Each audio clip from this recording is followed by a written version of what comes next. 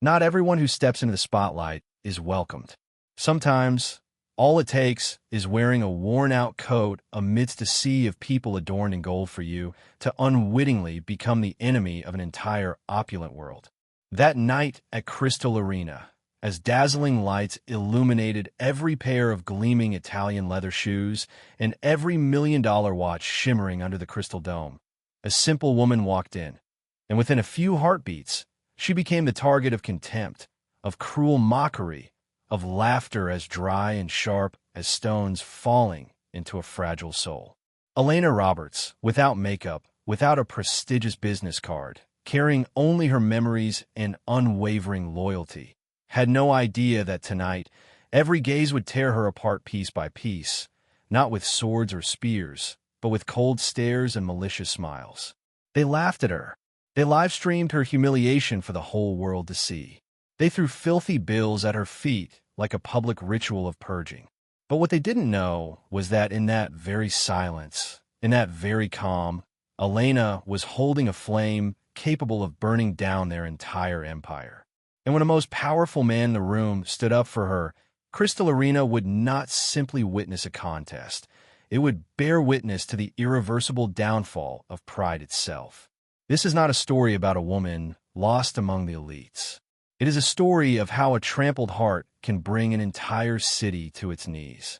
Have you ever stepped into a place so luxurious that even breathing seemed to offend those around you? That night, Crystal Arena blazed like a lighthouse built exclusively for the elite. Lights streamed from the crystal dome. Rows of Italian leather seats stood aligned like a silent ceremony of power, and dark tuxedos drifted through the air with calculating grace. This wasn't merely a championship match. It was a place where status was measured by the brand of your shoes, and a single glance could strip you of your dignity like a silent blade. And then she appeared. Elena Roberts, a woman without a name, without makeup, without belonging. She wore an old wool coat, scuffed leather shoes, and eyes that seemed to carry a forgotten memory no one wished to recall. She hadn't come to make a statement. She simply came to sit in the old spot, where she and her husband, back when he was just a poor student borrowing a pair of worn-out shoes, once cheered for the team that meant everything to them. But Elena had forgotten one thing. Memories don't come with VIP passes. And poverty, in this world, was a silent accusation.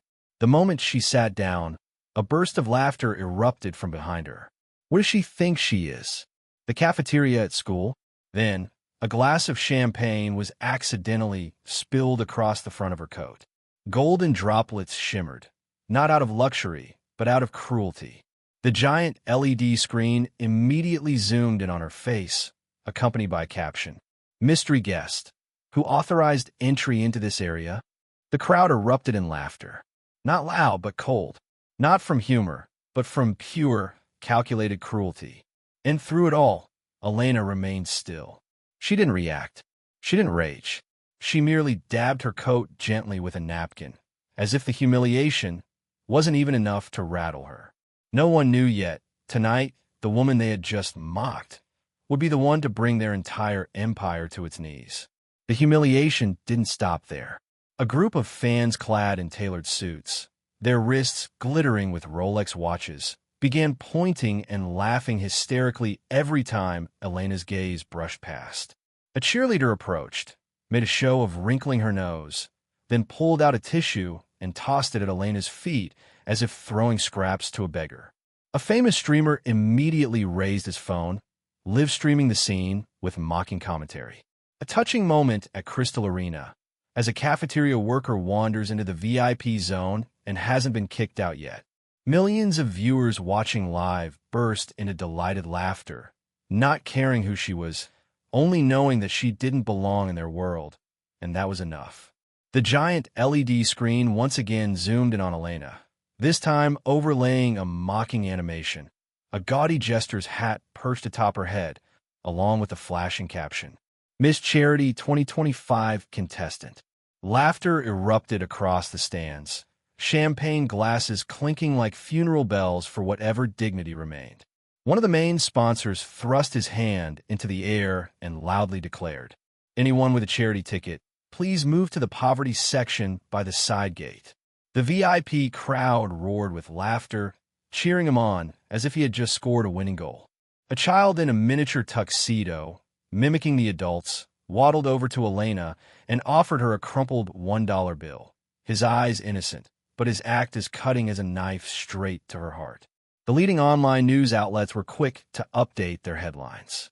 Unknown woman causes scene at Crystal Arena. Suspected imposter seeking free VIP access.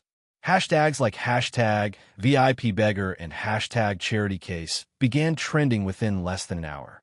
And somewhere amidst the sea of people, through cold stares, dry laughter, and careless live streams, they were collectively crushing the honor of a woman, all because she wasn't wearing the right designer labels.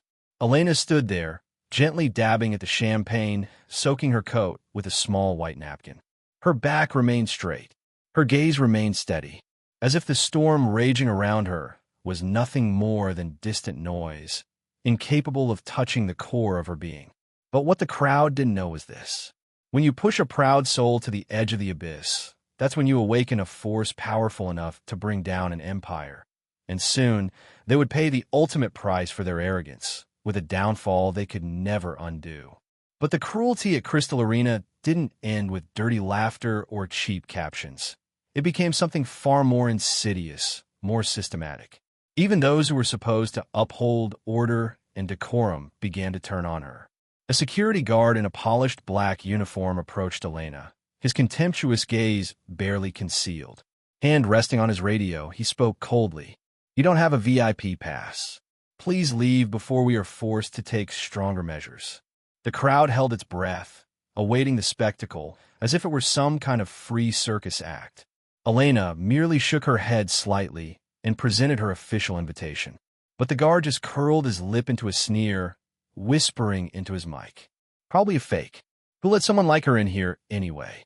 And once again, laughter exploded around her, this time accompanied by mocking whistle from the stand across the arena, as if her public humiliation had become part of the evening's entertainment. A server carrying wine deliberately tilted his tray, splashing a few drops of red wine onto the hem of Elena's coat, then offer a mock apology so insincere it could hardly even be called an apology. A reporter from the biggest sports news outlet swung his camera around, zooming in to capture the moment and immediately pairing it with a sensational headline. "Uninvited guest wreaks havoc at Honor Night." Within 30 minutes, the video had racked up over 2 million views and tens of thousands of comments, most of them spewing vile insults at Elena, crafted by cowards who needed someone, anyone, to dump their hatred upon, even if they didn't know her name. Mainstream media stayed eerily silent. Not one person, clad in Armani suits or a Dior gown, bothered to look at her as a fellow human being. They looked at her the way you might glance at a defective object mistakenly placed in a palace. And worst of all, every moment of that humiliation was being live-streamed to hundreds of thousands of screens across the world, turning Elena Roberts, a woman who had once spent her youth standing steadfast beside a man during their harshest, hungriest days, into nothing more than cheap entertainment for those who had never known the meaning of loyalty or kindness. In the middle of that sea of faces, amidst the fake applause and the arrogant popping of champagne corks, Elena stood there. No tears, no bowed head, only a gaze burning like smoldering coals, waiting silently for the moment when the world around her would ignite in a firestorm of its own making, one it would no longer be able to control. When a society becomes accustomed to trampling on the dignity of the vulnerable, cruelty is no longer an accident. It becomes a celebration. And that night at Crystal Arena, the celebration reached its peak. A group of students representing various sponsor foundations stepped onto the stage, pretending to launch an urgent charity campaign titled Save the Lost Guest. The entire arena burst into raucous laughter. Crumpled $1 bills began raining down toward Elena, as if she were a performer in some cheap, degrading comedy. One of the major sponsors stood up, raised his glass, and declared loudly into the microphone, "I'll donate $10,000 to whoever finds her real place, because it's certainly not here." The crowd erupted into mocking applause. And then came the final, crushing blow. The event organizers suddenly played a video on the giant LED screen, superimposing Elena's image into a fake campaign titled, "Searching for the top janitor of the season," complete with an animated broom sweeping across the screen and flashing text, "Top contender." The arena roared in drunken triumph. Crystal glasses clinked together, composing a symphony of mockery. Vicious comments sliced through the air like razors. Maybe she'll be honored tonight as Crystal Arena's head janitor. Or should we just hand her a one-way ticket straight to the slums? And worst of all, the very officials running the arena stood by in silence. No one cut the broadcast. No one intervened. Everyone reveled in the spectacle, watching a simple woman, without designer labels, without fame, get crushed beneath the wheels of arrogance and greed. Elena stood there. Crumpled bills were scattered at her feet. Camera flashes crackled like lightning bolts across her composed face. No tears. No protest. Only silence. The kind of silence that brews beneath the surface like a gathering storm. A terrifying, unstoppable force was building quietly while the fools around her laughed, completely unaware that within minutes, all their arrogance, all their smug cruelty, would be shattered, trampled beneath the very feet of the woman they thought they had destroyed. Just as the laughter reached its deafening peak and crumpled dollar bills littered the ground at her feet, a deep, resonant sound echoed from the sky VIP tier. Measured footsteps descended the marble staircase. No fanfare, no announcements, just pure, commanding presence. And suddenly, Crystal Arena froze. Daniel Roberts, co-owner of the tournament, tech billionaire, legendary former MV, was making his way down. Every step he took seemed to squeeze a little more air out of the room. He didn't look at the crowd. He didn't glance at the screens, still mocking his wife. He simply walked straight toward Elena. He removed his sunglasses, his gaze as sharp as a blade, and his voice, deep and cutting, rang out across the arena. "You have just humiliated the woman who once turned down an Oxford scholarship just to stay by my side. The woman who nursed me through days when I had nothing, no money, no fame, only broken dreams." The entire arena fell deathly silent. No one dared laugh anymore. Daniel raised his hand, and the LED screen changed scenes. Now it broadcasts every moment of Elena's humiliation from the time she entered until this very second. Every disdainful glance, every cruel joke, every splash of champagne flung in spite. All exposed, frame by frame, for everyone to see. The lights of Crystal Arena suddenly felt icy, and the grand evening they had built on mockery began to collapse the very moment Daniel Roberts stepped forward. Daniel stood at the center of the arena. He didn't need to shout. He only needed to command. And with each point of his finger, it was as if a hammer struck down. Madison Crane, permanently suspended. All sponsorship contracts revoked effective immediately. Madison's face went pale. She forced a weak smile, but the crowd's eyes had already turned cold. Carlos Mendez, chief of security, fired on the spot. Security clearance revoked. Lifetime ban from the event industry. Carlos lowered his head in shame, his radio falling from his shoulder to the ground. Brent Howard, commentator, stripped of broadcast rights, contract terminated indefinitely. The LED lights swept across the press area. Brent trembled as he removed his headset. Daniel turned toward the sponsorship section, his voice rumbling like thunder. Luxora Corporation and Sterling Foods, two sponsors complicit in tonight's mockery. The $120 million partnership contracts are hereby canceled immediately. A collective gasp rippled through the VIP section. Phones began ringing frantically in a wave of panic. Daniel faced the grandstands once again, his gaze slicing through the air like a cold, sharp blade. All individuals involved in tonight's humiliation will have their identities publicly disclosed and permanently blacklisted from any future business dealings with Prescott Group. A blazing red list flashed onto the giant LED screen. Every name, every face, every mistake, all engraved before the millions watching the live broadcast. Crystal Arena, once a beacon of light and prestige, had now been reduced to a hollow stage of collective downfall. As powerful figures crumbled one by one, bowing their heads in shame and accepting their punishment, Elena Roberts still stood there.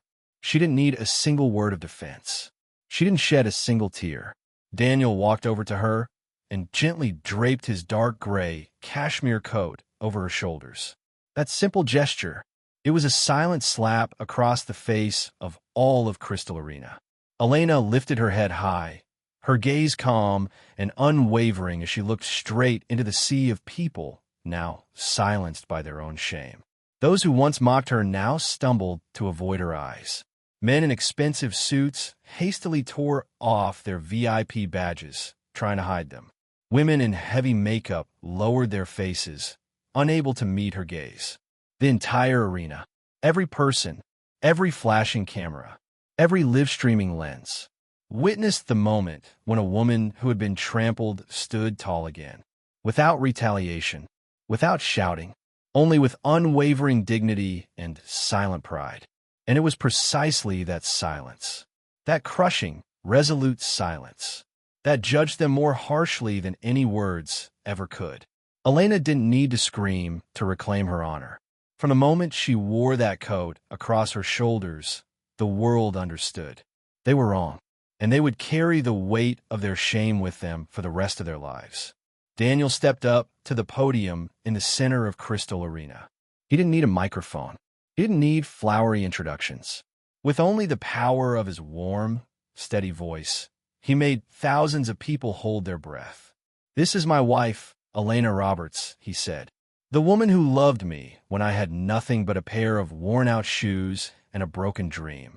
His gaze swept across the grandstands, and one by one, faces lowered in shame. "You wear million-dollar watches and $100,000 coats," he continued. "But none of you understand what honor is, what loyalty means, or what unconditional love truly looks like." He raised his hand. On the giant LED screen blazed a line of fiery red text blazed. "From today onward, Crystal Arena pledges to respect all guests, regardless of status or appearance."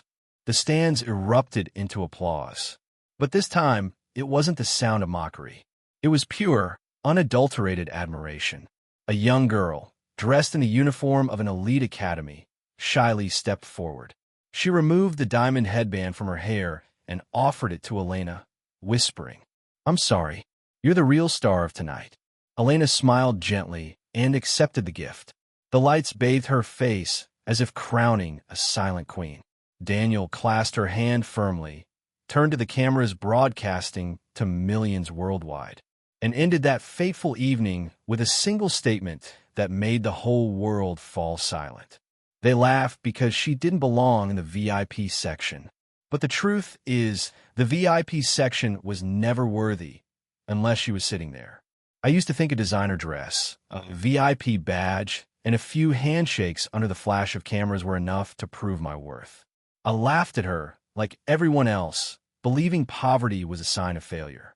But that night, when all of us lowered our heads while she remained standing tall, I finally understood.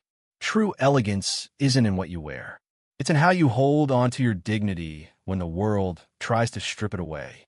And perhaps I will carry that lesson with me for the rest of my life. After that night, I changed. I stopped judging people by the brand on their clothes or the price tag on their shoes. I started learning to bow my head when I was wrong and to open my heart to the very things I once scorned. I joined charity initiatives, spent time listening to the silent, unseen people I used to pass by. I relearned respect, not through empty words, but through my eyes, through silent listening, through gratitude for the simplest values. Because now I know, there is no shame greater than realizing that on the brightest night at Crystal Arena, I was the poorest one there. Poor in compassion, poor in kindness, poor in understanding the true worth of human dignity. Some nights, the glitter of chandeliers cannot hide the poverty of the soul. Some victories aren't won through applause, but through the way you stand tall when the world longs to see you fall. Elena Roberts needed no crown. She needed no VIP badge. She only needed a heart that would not bow. and that very heart brought an empire to its knees in silent reverence. This world may often misjudge a person's worth in a fleeting moment, but true dignity triumphs over an entire lifetime. Never let appearances decide how you treat someone, because sometimes the very person you once looked down on may be the one who makes the whole world bow in awe. A steadfast gaze can be mightier than 1,000 VIP passes, and a heart that refuses to yield can illuminate even the grandest places built only for the wealthy. There are battles that aren't fought on the field, but in the way we look at one another. There are defeats that don't come from the scoreboard, but from the smallness within one's soul. And there are victories that require no crowns or thunderous applause, only a gaze that refuses to bow before the storm. The story of Elena Roberts reminds us that the true worth of a person has never been in the clothes they wear or the VIP pass they hold, but in how they hold onto their dignity when the entire world turns its back. The message here is crystal clear. Never judge someone by their appearance. Never believe that power or status gives you the right to mock others, because one day, the very arrogance you cling to, it will become the heaviest sentence of your life. Personally, I believe the greatest strength isn't stepping on others to stand taller, but standing tall when you've been pushed to your lowest and still holding on to your integrity. And if this story stirred your heart, even for a single beat, I invite you to hit like, leave a comment to share your feelings, and don't forget to subscribe to Toch Story so we can meet again in more moving, inspiring stories where sometimes all it takes is one unyielding heart to light up an entire world.